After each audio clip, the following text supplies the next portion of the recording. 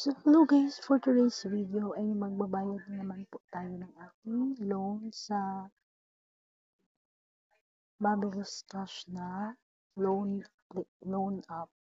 So, para makapagbayad po tayo guys, punta lang po tayo sa application na Mabilis Cash. So, then, this time, and i-click lang po natin itong Pay Now. Ayan. So, as you can see guys, malapit na po yung due date ko by August 8. Due date na po ng aking due date na sa ako ang bayron guys na 445 pesos. So, mag-early payment po tayo guys. Click lang po natin itong pay.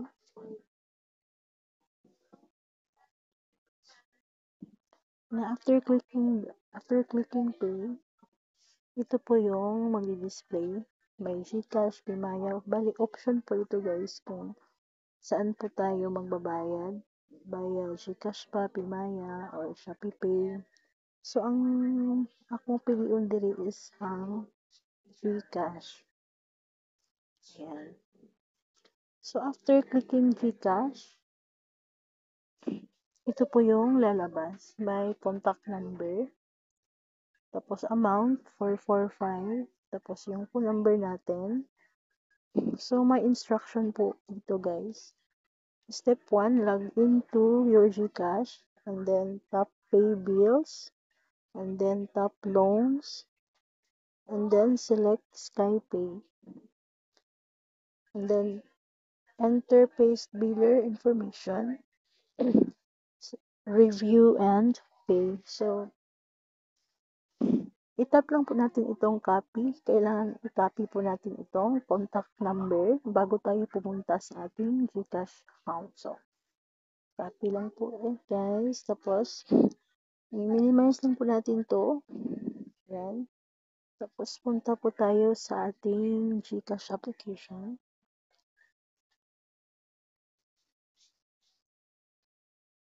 So, Sina na ta diri guys sa atong GCash application. Nakasulod na ta. And then, as you can see, may balance po ako na 971. So, enough po ito para makapagbayad tayo sa ating loan na amounting 445 pesos. So, para makapagbayad po tayo sa ating Mabilis Cash na utang, itap lang po natin itong bills. Ayan.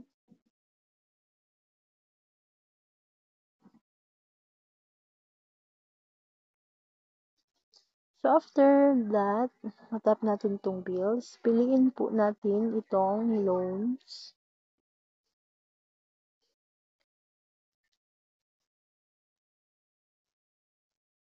And then, after that, hanapin po natin yung SkyPay. Scroll down.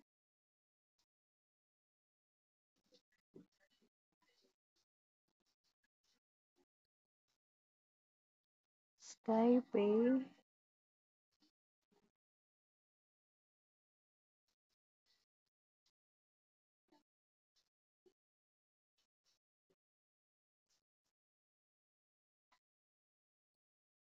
So, ito na siya guys. SkyPay loans. Ayan.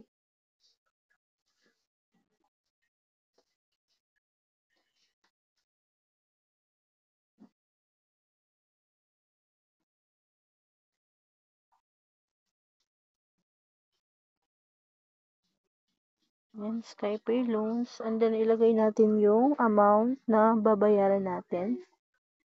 445. And then, i-paste lang po natin yung kinapi natin na contact number. Yan, i-paste lang natin siya guys. And then, enter yung number natin.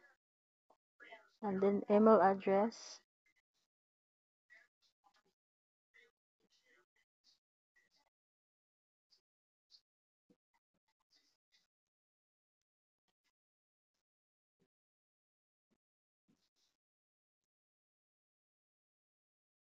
So, i-review lang po natin guys. Ayan. And then tap next. So, yan ang bill amount po is 445. Service fee is 10 pesos. Contact number, mobile number, and email address. So, confirm.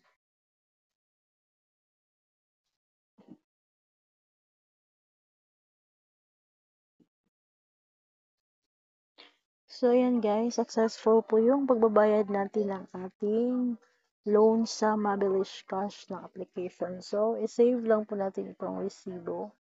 Ayan. Save lang ang resibo guys. And then,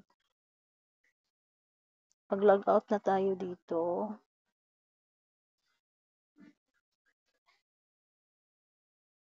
So, ayan. 560 na lang po yung balance ng GCash ko. So, mag-log out po tayo guys.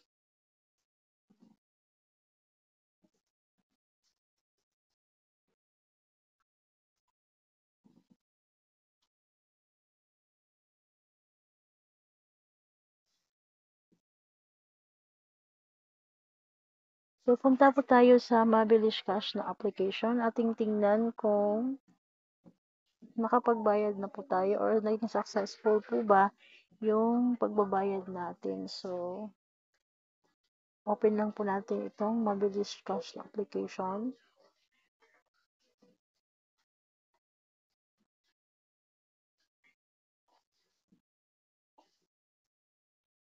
So, ayan guys. Successful po yung pagbabayad natin. Ang balance na lang po natin is 445. So,